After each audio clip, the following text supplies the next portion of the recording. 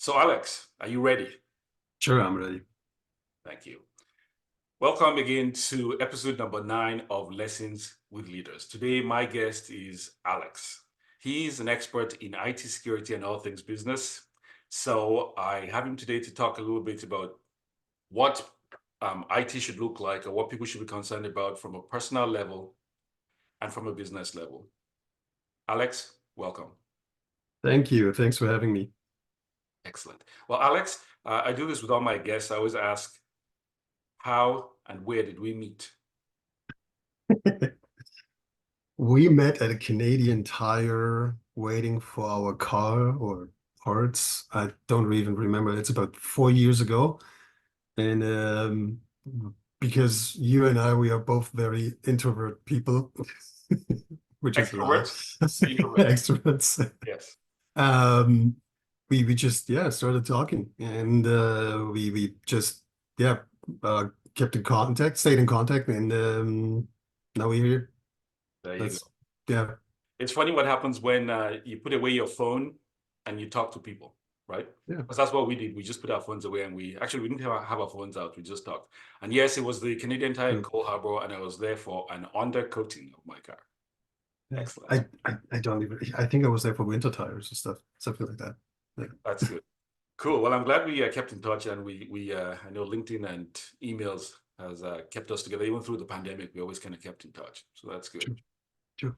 Excellent. So, Alex, IT, give us a little bit about your background, and then we'll just dive into a little discussion about what it means and Sure. what people should be aware of. Yeah, a little bit about my background. So I'm working in IT for over 20 years now, and started as an administrator in the automotive sector. So learned a lot about how a production line, conveyor belts, PLCs, all those automation jazz works, but also how data centers are supposed to work with data centers spread over multiple locations, and how a proper backup works, and all that jazz. So after my administrator years, I went on to become a technical consultant. We call it technical consultant because it's still working daily in tech, doing stuff hands-on. I stayed hands-on after this, even if it switched a little bit more into a consultant role after this technical consultant, where I've done a lot in Active Directory for other companies, started working with VMware for other companies. And then after this technical consultant role, I switched into a consultant role mainly for VMware.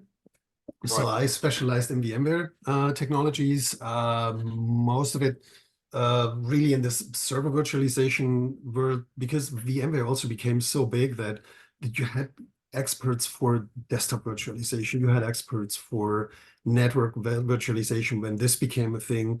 I was lucky being in one of the first classes that would teach the network virtualization in Germany. So this was really fun, but also very complex.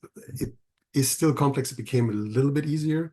But back then it was a new technology that came up, and out of this developed this whole idea of software-defined data center, which was kind of implemented more and more step by step. So, first it was the server virtualization.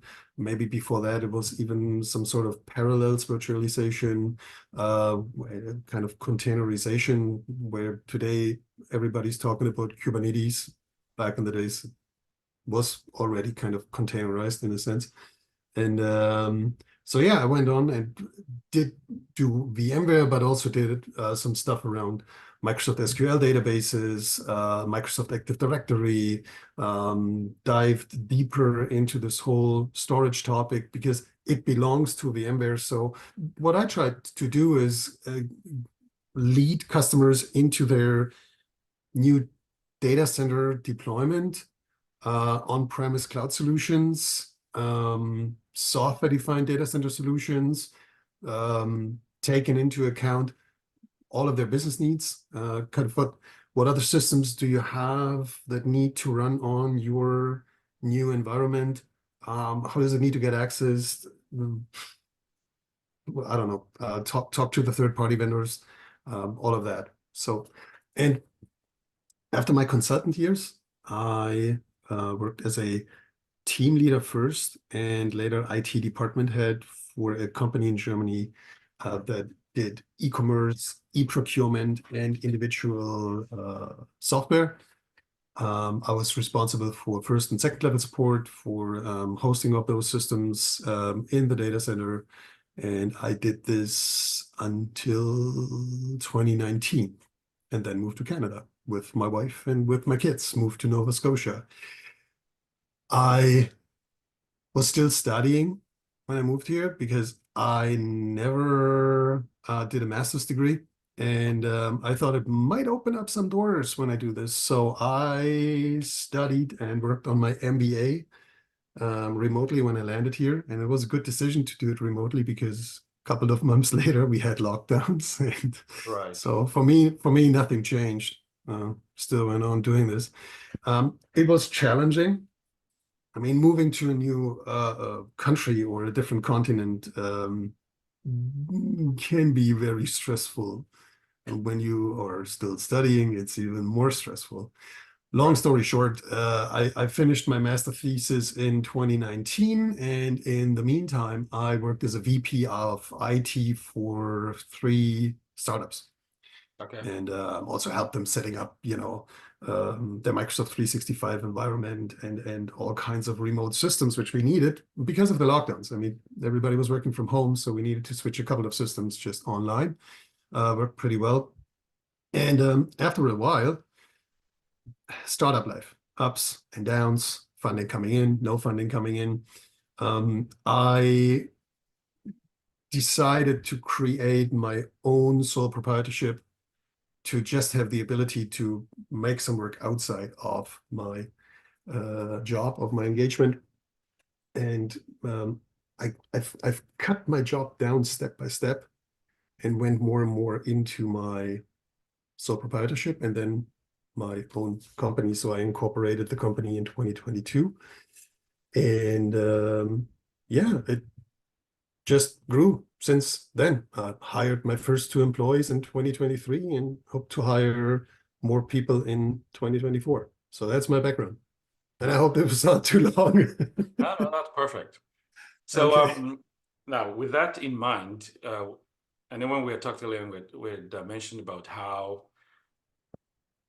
regular consumers should look at IT security.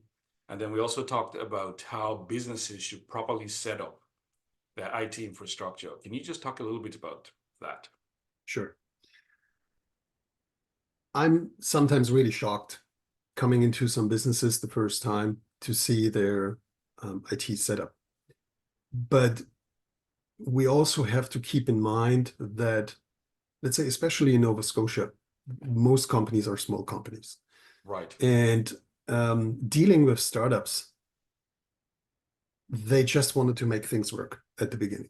They needed an uplink, they needed somewhere to store that data, and that's pretty much it. So coming in there, the main problems are our data is everywhere and we don't know where. We don't know who has access to those things. We have laptops that were stolen. We have people who shared data from their private accounts. We don't have our own network environment, our own switches, our own firewall. This is all just basic consumer stuff where they just wanted to have an uplink. So basically, there is no IT security in place, no IT asset management, no one who monitors and tracks the access to the different files or to the different data sets. Many startups, nearly every startup, misses having a backup of their data. They Okay. are under the assumption that, oh, we are running on Google, I can restore data. Oh, we are running on Microsoft, I can restore data. Yeah, for 30 days. If someone leaves your company and they delete everything, if there is some sort of a ransomware attack, which happens more often than you think, you are pretty much done. Your data is gone. Or What happens very often is someone left the company, and in 2024, they realized that this person had a lot of information in their emails that they now need for tax returns from 2022 or anything else. Yeah, but the person's account was deleted, emails are gone. If you don't have a backup, Okay. you have a problem. So yeah, this is kind of speaking from a startup perspective, what I see very often here in Nova Scotia.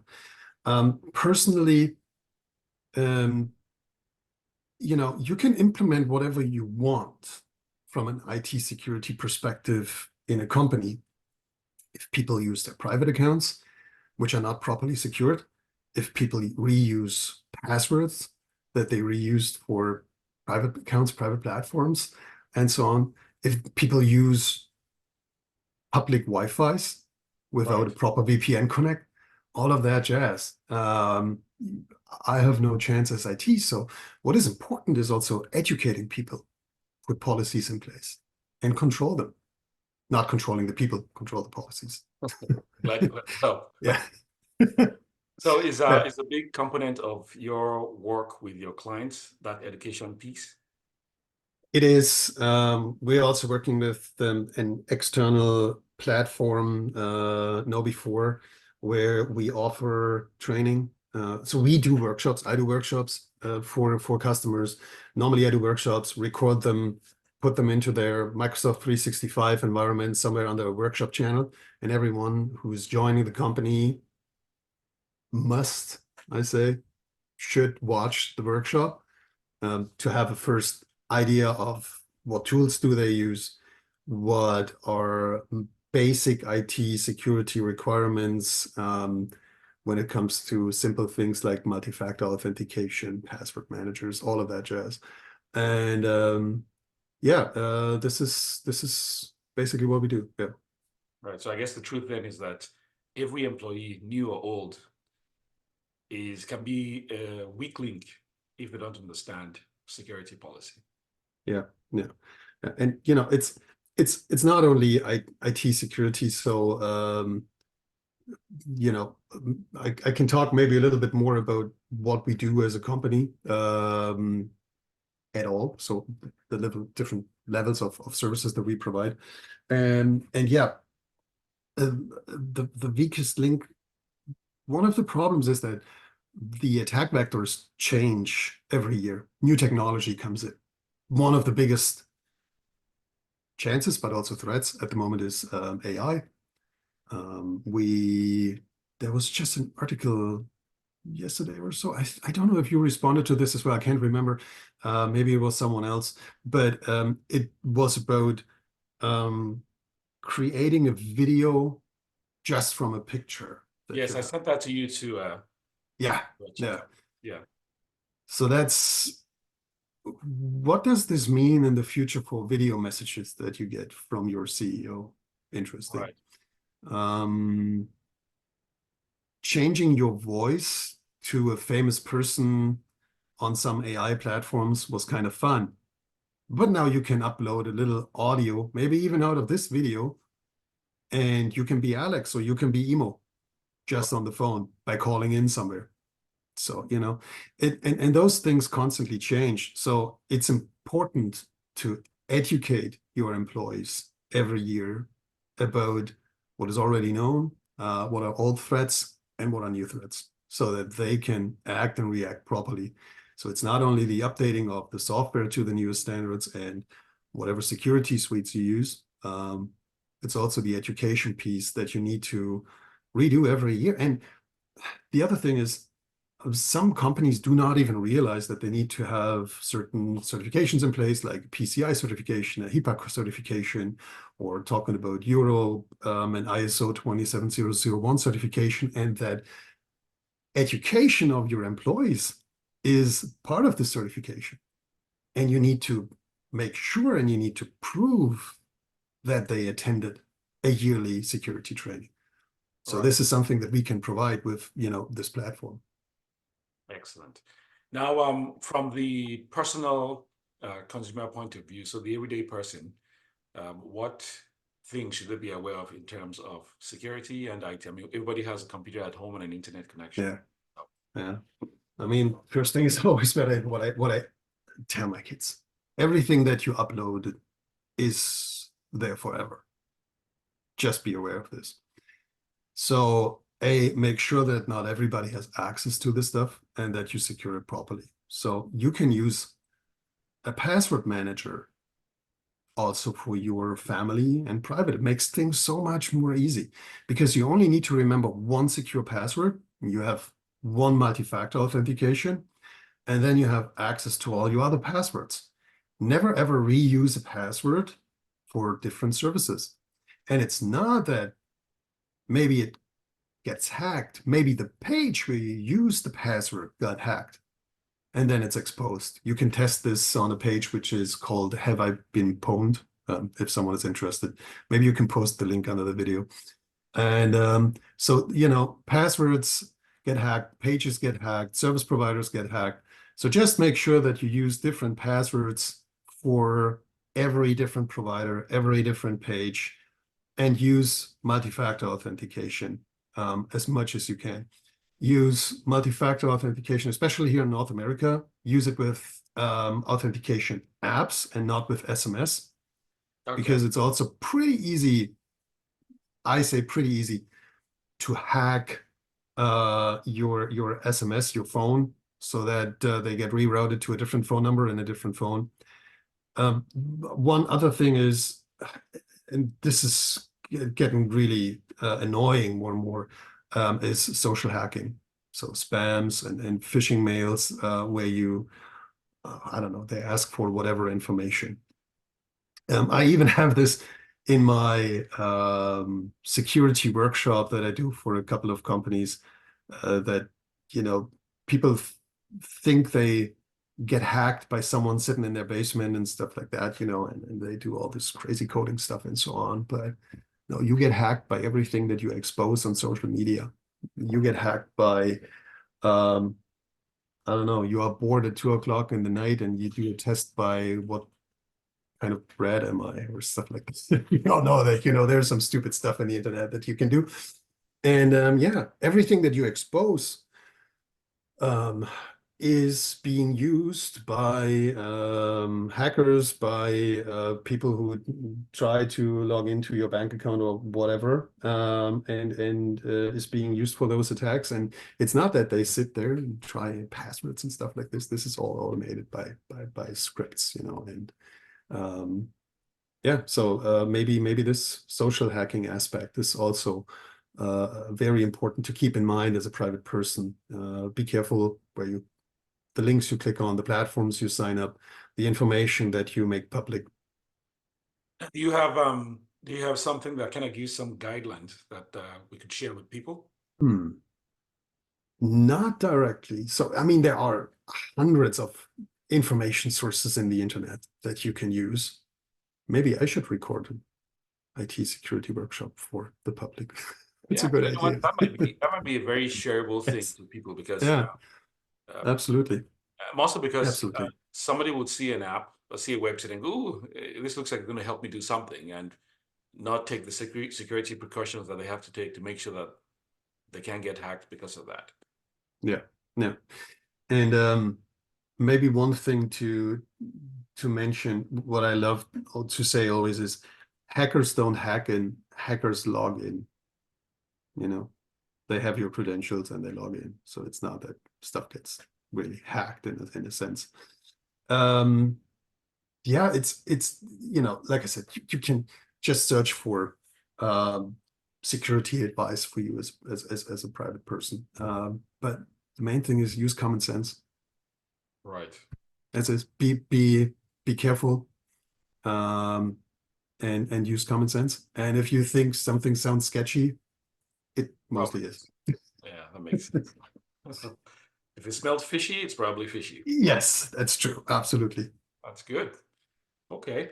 So, what services do you provide? I guess this may be a point where you could talk a little bit about the things that you do in Nova Scotia for customers. And also, most of your customers in Nova Scotia, are they all around the world? hopefully are around the world in the near future. I'm working on some stuff. Okay. With me creating my company, I surely started working with the people that I met throughout the years when I started working as a VP of IT. So most of my customers at the moment are in Nova Scotia and are startups or companies who just grew up to 20 to 30, some of them 40 people. Okay. And yeah, the services that we provide is strategic IT consulting, I would call it. So those companies and even larger companies do not always have the need for a full-time CIO or CTO. So I'm coming in as a fractional CIO or CTO. And yeah, work with them maybe a day a week, or maybe 2 days a week, or maybe only 2 days a month. Okay.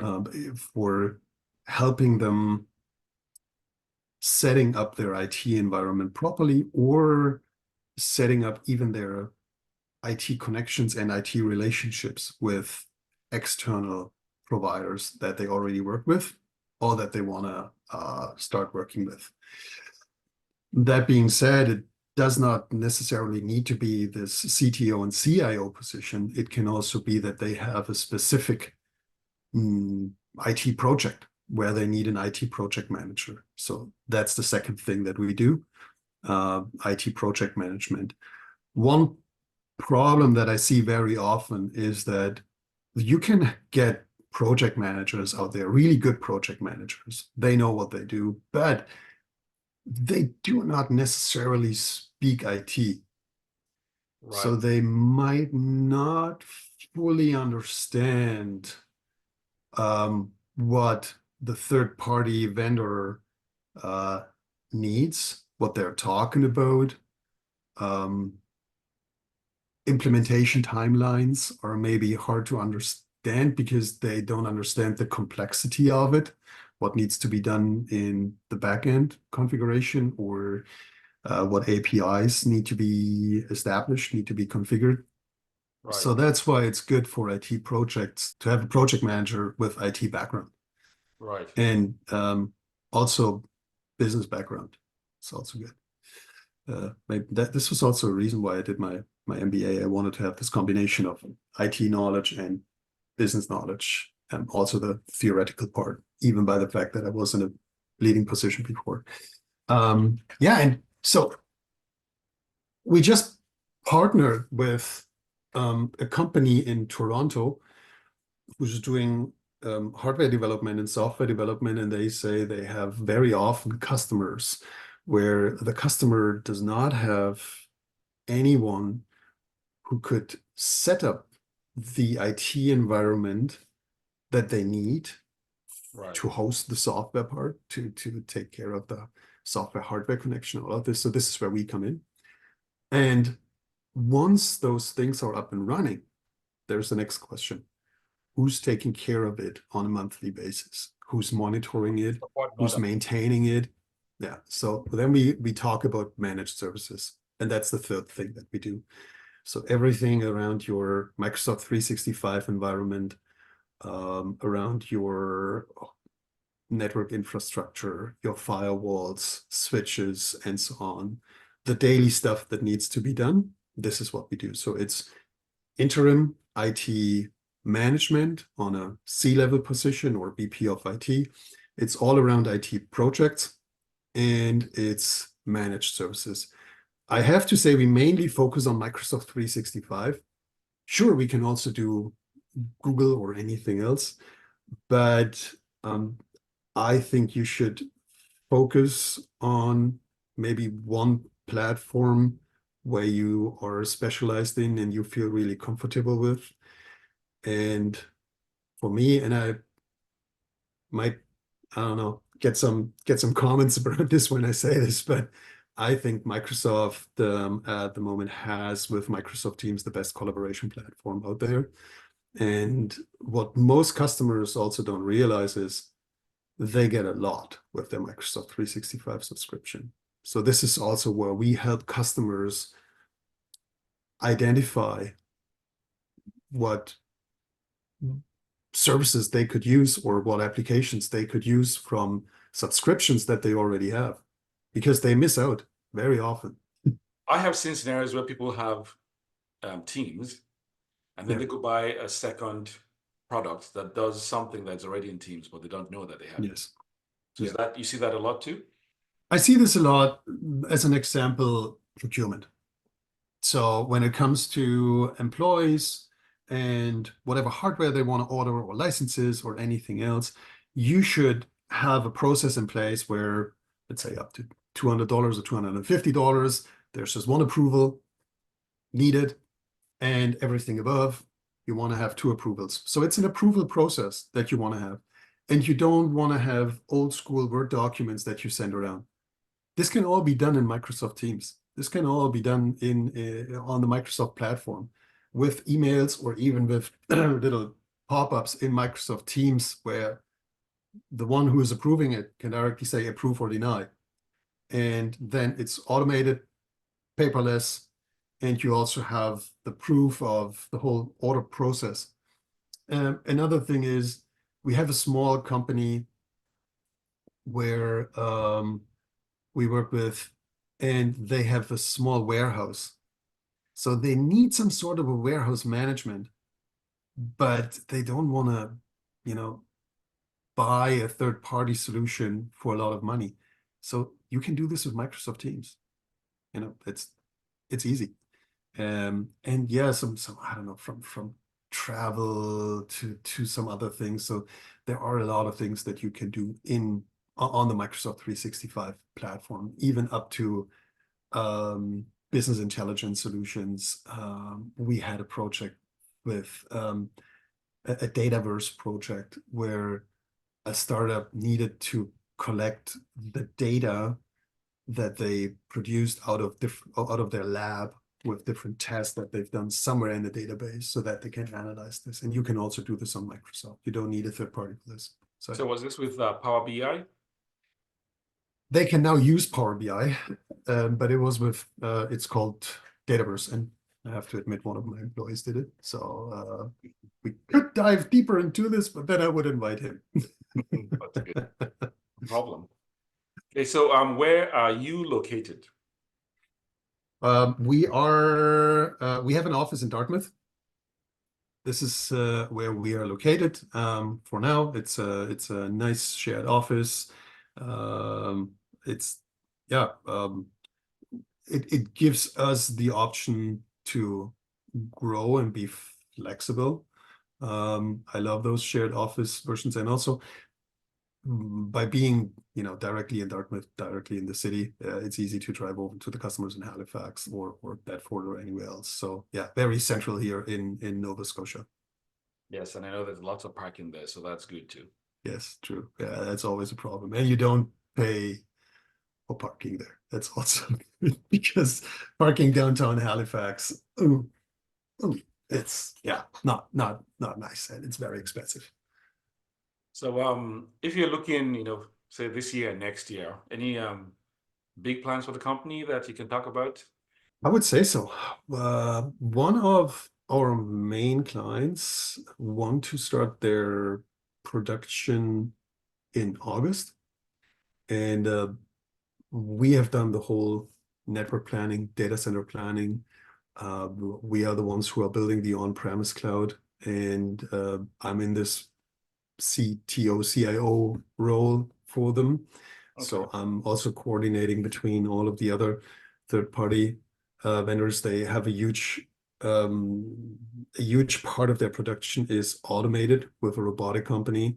So talking with them about what servers they need and what other IT needs they have, talking to the company who is implementing the conveyor belts and the other PLCs and coordinating with them. So that's huge. But I'm also talking to some potential other partners, which can be interesting. We are working on one or two software and app ideas beside that. So yeah, it's a lot of things moving. So main goal is also to hire at least 2 to 3 more people this year and grow the company. So what type of positions, or at this point, do you know exactly what kind of positions you're looking for, or you will be looking for? One is definitely another administrator who can take care of Microsoft 365 environments and hopefully can also take care of some BI implementations. Okay. That's one point. The other point is the other position is still a little bit vague, I would say. It should go towards project management, but with still a technical background. Right. So still hands-on technology. We will see. Well, It depends. It depends a little bit about the projects that are coming in now. Yeah. right. At the end of the day, we're first and foremost an IT company, so everything that comes in, or anyone who comes in, should have a pretty decent IT background to work in that environment. So that makes sense. Yeah. Good. So now, as we're winding down the end of this, a couple of things. I know we had talked earlier on of coming to speak at some of the universities. Yeah. Have you heard of Fusion, Halifax? Fusion? Yeah. No. No, that's okay. Okay, so well, this is something we'll talk about offline, because I got to meet them at a networking event 2 days ago, and it looks like they're doing a whole bunch of things in the community that might be able to tie in with some of the educational pieces you're talking about. Okay, So with interesting. that and the universities, I think we should be able to, when you have time, come and share some of your knowledge. I think Sure. it would be cool for you to talk to the computer science students. I'm working on that, and you just need to kind of let me know what your schedule looks like. Sure. Things slow down a little bit, and we should be able to do that. Yeah, absolutely. Cool. So I'm going to leave the floor to you. Any last words before we say our goodbyes? But first of all, thank you very much for coming on. I know this has been in the works for a while, and I'm glad that it finally happened. Yeah. And from our humble beginnings at Canadian Tire, we're here today, and we're going to be doing a whole lot of things together. So last words, Yeah. Alex.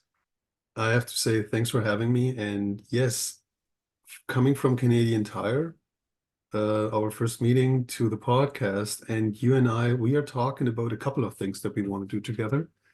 So I also think that the podcast is really just the beginning of some other things that we are going to start. And I'm really looking forward to that.